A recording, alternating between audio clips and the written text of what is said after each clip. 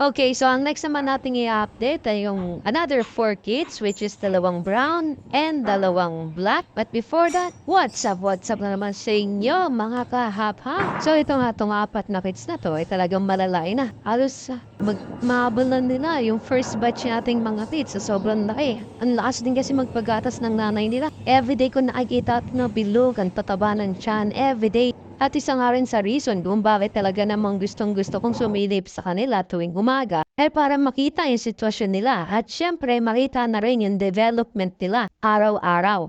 So yan nga, chinecheck ko na naman sila ulit isa-isa just to make sure na wala silang mga kagat like kagat ng langgam o kung ano man. At kitang-kita naman na makikinis sila, walang mga sugat-sugat at bilugan din ang tiyan, so busog na busog pa rin. Iisa-isahin ko nga sila dyan para makasigurado na rin na lahat sila ay walang problema at lahat sila ay malulusog.